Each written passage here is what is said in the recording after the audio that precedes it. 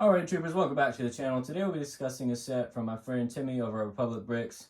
What you see in front of me is the Havoc Marauder, also known as the Bad Batch Shuttle. LEGO is releasing a version of this same model, however not in the accurate colors, coming August 1st. And the one from LEGO will retail at $100, and it comes with the figures, and it does not, however, come in the accurate coloring that we see in the show. However, there's been some discrepancies with that as far as the reference images that LEGO was given from Disney. So we're not really sure if that was just an oversight or something they just didn't really look into that well when they did their initial search for reference material. Alright, that's enough about that. Anyway, back to this review.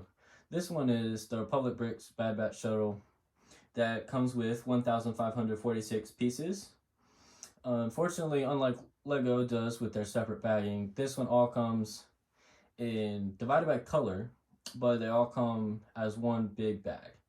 So you're not going to have the bag 1 or bag 2 or bag 3 or however many bags there would have been, but you don't have that in this set. It's just the pieces. So it is a little bit more time consuming than a LEGO set, and unfortunately it is also a little bit more expensive than a LEGO set, but as you can see, it is more accurate, and when turned to the side, you can see it's actually much bigger than a typical LEGO set would be. Anyways, so as I said earlier, or as I was saying earlier, this set comes to $300 off of the Republic Brick website. However, you can wait for sales, which he does pretty frequently compared to most sites I see online, to where you can get anywhere from 5, 10, to even 20% off for this set and get it for as low as $240. And you also do have the option of getting it with the figures being Wrecker, Crosshair, Tech, Hunter, and Echo. And however, they will add additional price to the set that'll bring it up to $400. So for a difference of $20 a figure, and figures that usually run about $30 on custom stuff like this, is actually a pretty good deal. And when you look at overall, that'll be the better option if you don't already have those figures. I had already had those figures, so I was able to get the $300 version.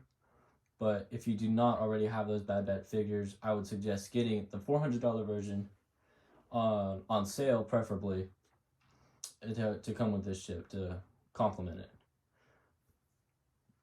Anyway, on to the piece review.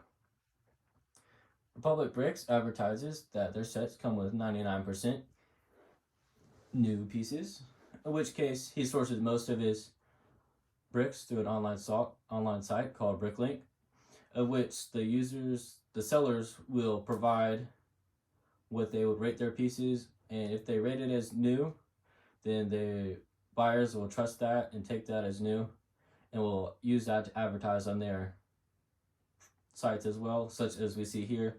And unfortunately, that is not always the case. On mine, there were a few pieces where I was able to find sticky residue from previous sets they'd been on, as well as some scratches or just other stuff that were not very good, ideally. However, this is only a few pieces, as promised. In my case, which, talking with other people that bought the sets, I found is not the most common. It does happen on a lot of smaller sets, but on a lot of these bigger sets, it is not very common to find the 99% new pieces. So I was able to look out there and get them for that. And throughout the build, I was only missing 2 pieces, one of which was an 8x1 brick with Technic holes and light gray coloring, which was used in the main body of the frame to be able to support the structure through Technic pins. And then a 1x1 plate in dark gray, which was used as an accent piece around the side of the build. Both of which I was able to supplement from my own collections, but there was the offer from Timmy, who I reached out to ask him about it, and he did offer to send those pieces to me for free. So I did not end up doing that, but it was an offer nonetheless that if you need it and feel necessary, he will accommodate that for you. And so, as well as missing pieces, I also had extra pieces, some of which were not really associated with the build, as in they were different colorings, but for the most part, they were just duplicates of pieces that are used heavily throughout the build. And so it's very understandable how that would have been thrown in there, as they have to count these out by hand, piece by piece. Alrighty, on to the design review. So, depending on whether you want to buy this for a play set or a display set, there is pros and cons to each one. But as far as display, you can see from this front-on angle, the wings do not fold up as they should be, as seen in the show. There's some slope pieces on each side of the wing that prevent it from folding up completely. They can be taken off, but aesthetically, it looks better to have it like this, and I would actually recommend getting a stand for it and putting it as it is flight mode if you're going to do it for display. As far as the playset goes, you can see on the side there to where it actually has a hatch for the figures to come out of. And in just a moment, I'll show you the interior of the set, where you can see all the different things they do as far as the cockpit area as well as the main seating area seen throughout the show. So anyways, before we get to that, let's talk about the overall design. So the first flaw I see throughout the design is that in the main body, where to connect several pieces of Technic, you have to physically pull apart the pieces that are meant to be right next to each other. So, for instance, on that central fin, you can see just barely part where there's the 4 Technic beams right there. Just right at the top of my fingertips. And at the bottom, I'll show you a better angle in a minute.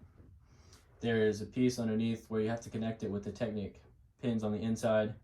And they do connect, but you have to physically pull the front apart from the back of the model just because of how it's built. It is possible to build it other ways, however, that was not taken into consideration with the design, and it was something I've seen elsewhere throughout the build as well.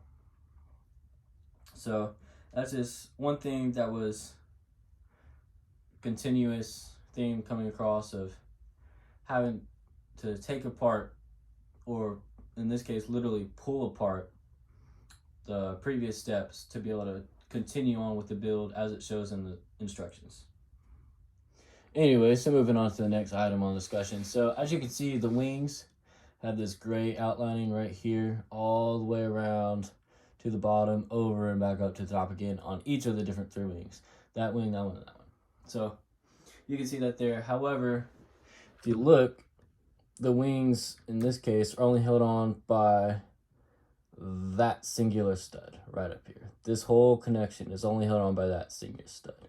And you saw how easy it was to pull off. And even if you just hit it wrong from the side or anything, hit it with any amount of force, it will pop off. So overall, that's something that it's not really a better way that I can think of to do it, but it is something in design that were it, say, a Lego set, they would have found a much better way of securing it to the rest of the build.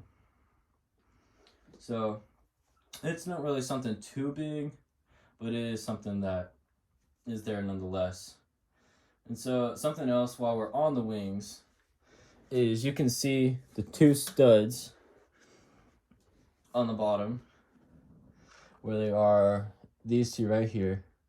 And if you actually look on the other side of this wing right here that I have there, and then you can also see through the back right there another stud similar to these right here, but it's on that other wing. So those are actually intended to hold these. These are 1x8 dark gray tiles, and they're supposed to be able to hang on the wing as an accent piece across there, but unfortunately these studs are placed in a position to where it is not able to grab this piece and secure it there. So that's just something small real quick. And now let's move on to the interior. So as you can see here, I was able to move the wings down to the downright position to where they're able to sit still and be able to be laid flat out like that. And then here's a good front-on view of it as well. So they are posable wings, however they do not fold upright as well as we would like. So moving on to this first interior, which will be the cockpit area. You would just take this piece off the roof. It is secured by those 6 studs right there in the light gray. And so if you look from an overshot of it, you'll see it has 2 seats as well as an open area, standing area behind it. So the seats, unfortunately, are not far enough apart to be able to fit 2 figures in it. And really, it would be very hard to put even 1 figure in it if it had its arms on there. Or you could take the arms off and it would fit very much better. And you could even fit the 2 figures there with the arms off. But leaving it to be an accurate figure, it was not very easy to put that in there. Now, it does have some detailing in it. You'll be able to see right there, it has a control panel back there. And then the 2 chairs, obvious, as I said earlier. And then in front of them, they have control panels there as well. In both the slopes and then those tiles. So it does have some detailing, which is very nice. If you wanted to use that as a playset. However, these sets, by design, are more intended to be display pieces. Alright. And moving on, this part right here, this is the side of the ship.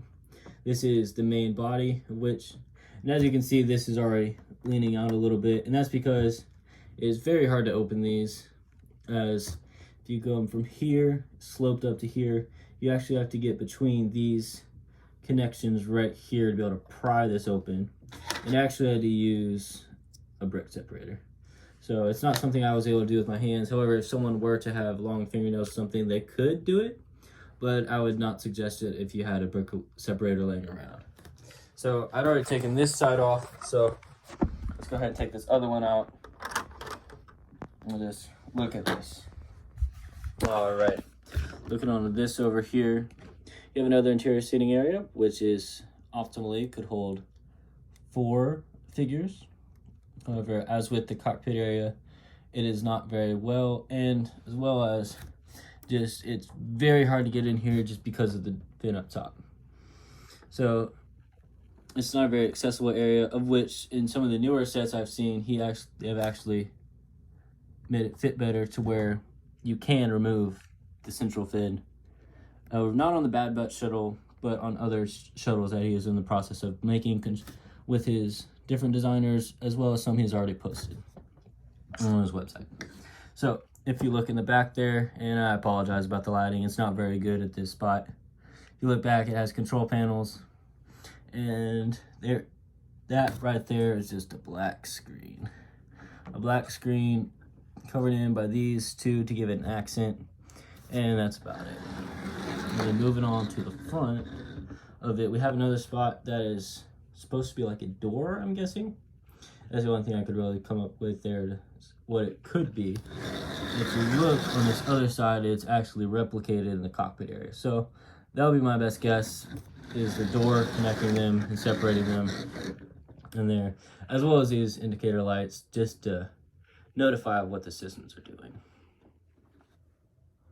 Alright, moving on to the next part of our video, where it's just a little overview of the instructions, and unfortunately I'm not able to show those to y'all just because of the way Timmy runs his site and the way he runs everything, but I can tell you a little bit about them and explain what happens to them. So if for anyone with experience building with Legos of any of the UCS sets for Star Wars, as I'm assuming you would probably already be a Star Wars fan and into some of Legos, you got to get to be buying this from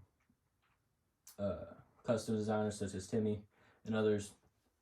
And I would say it is anywhere from moderate to slightly difficult. And that just comes with the fact of partly have to pull some of them together, as well as all the different technique stuff you will see throughout the set. So my biggest complaint with the instructions is that there are several places where you do have to take off pieces you had just put on in order to put on the pieces for the step you're currently in. And as well, I'm sorry guys, I can't show examples of this, but there are several throughout the set, especially building the main body. And the main body is where you see most of the problems with this set as far as design, instructions, and just different pieces where you have to really force things into place.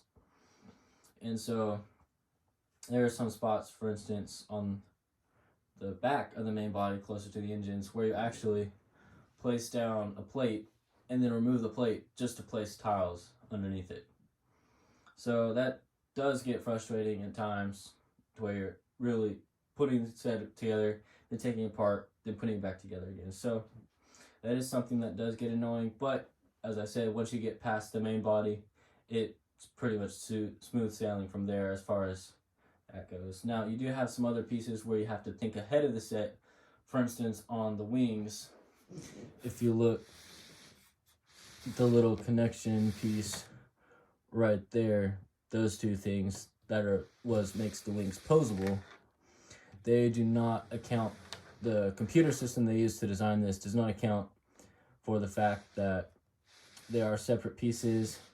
And if you look into it, if you look at those right there, the dark gray that's on the wing versus the light gray that goes into the body of the ship are blocked. When you try to put the wings on, they have you put the dark gray through these pieces right here to be able to connect to those light gray pieces, which when I first got the set, I actually put those together because I knew those are opposable pieces that will be together anyway, so I was able to put those together before having to go through that, just because I knew what to expect. And that's something that, if you've been in Legos a while, you'll know to expect something like that those pieces will fit together, and that's how they usually are placed in a model. So, as I said, you just put those pieces together before you move on to the wings, and that'll save you a lot of trouble and headache down the road. So that's not really too big of a deal as far as putting the pieces there, but in some cases, as I said earlier, if you were having to pull it apart, that's where the difficulty of the build really comes in. And so that's the biggest complaint with the instructions. Now, in some cases, there were other things where a piece was literally hanging in midair. One of the Technic pieces I had on the model, it was separated, it was hanging midair while you built around it before connecting it to the model. So, and that really came on when you're doing the wings, the different Technic pieces that hold the different arms together, the 1x2 Technic pins, they have one of them hanging out on each side when you're building this main piece right here. These right here that connect to really give the wing a lot of stability. Instead of just being brick built, they use Technic as well, which really increases the stability of the model a lot as far as the wings go, but it does have some interesting methods of building. So that's about it for the instructions, really. And then moving on to the last part, just a general review. It is a very nice set, I must say that. It is a very nice model, as well as color accurate. Unfortunately, the Lego one is not. So that is something that I do like about this model compared to the Lego one so far. I did not have the Lego one with me at this time to be able to compare them accurately, but it is something I will be picking up very shortly in stores. And so overall, I personally would buy it with the figures if I were to buy it again, had I not had the figures. But I would also wait for a sale. So this model itself, when you got these things on these custom sets, they have to source the pieces themselves. They can't be like Lego and just make their own pieces just because they don't have the capability to. Now, there are other stuff like Mega Blocks, which recently rebranded to Mega Constructs, is able to produce their own pieces, so they're able to meet the Lego pricing on a lot of their things that they do. And that is something that these custom set designers are not able to do, unfortunately. So you will see, if you do a comparison between similarly sized sets, the custom ones such as this will always be more expensive just because they have to source their pieces on the aftermarkets. So that is one unfortunate thing for stuff like this. And in the end, you're buying a much more accurate model, usually a lot bigger than you would see compared to other things. So it does has its pros and cons, definitely. So personally, I do prefer these custom models like this. So that's something that I don't really see too much of a concern with when it comes to pricing like that. and when compared to other people, it actually is pretty fairly priced. So it is something that I would, however, suggest waiting for a sale. As I said before, Timmy does a lot of sales, and if you can join his membership programs to where you can pay. Currently, it's on a month-by-month basis, but starting August 1st, he's doing it on a yearly basis, where you'll pay $50 for a year and become part of his Republic Bricks Prime as account. Or what I would suggest doing actually is buying his $100 year one, and you get a lot more benefits, a lot more access to things early, as well as special sales that go on, as well as access to a private Discord channel where he posts sets all the time, where you can sets like this, for instance. He had one on the other day for, I want to say, $200, and something like that is just crazy. So yeah, I just went back through and checked the Discord channel, and he did have it at $220, but it was $220 for a set that would normally cost $300. That's still a very good deal, and of which you only have access to stuff like that if you join his Republic Bricks memberships and are able to join his Discord. So if you are interested and you do buy sets like this from people such as Republic Bricks, I would definitely suggest joining the membership. And if you do, give a shout out to me, let them know who you found it from, and it actually gives me something back as well. So something that you can do to help the channel, just help promote different things I'm doing, is a lot of these stuff will actually end up being in different mocks that I will feature on this channel. Alrighty, y'all, so that's it for today. Just a review of the Republic Bricks Bad Batch Shuttle. It is color accurate, comes with 1,546 pieces for $300 without the minifigures. However, if you did want the minifigures to come with it, it would be $400, and it come with all 5 members of the Bad Batch, excluding Omega. So, of which I believe they are working on an Omega figure to come out very shortly. So, it's something I would definitely suggest picking up if you are into these things and you find it on sale. And so yeah, so next week I'll be doing the Clone Army video that I planned as my first video, and that video will be very fun, actually. I was able to, my last shipment came in today, actually, so I'll be able to complete that and be able to post it next week. Hopefully I'll be able to do it about noon is what I'll try to set these to release. So I'll see y'all next week, and hopefully by then I'll have a much more concrete schedule on when videos will be releasing, as I'll have a little bit of adjusting to do next week just to accommodate different things that will be happening for me in my personal life. But that should be all for now, so make sure to like, share, and subscribe, and hope to see you all there.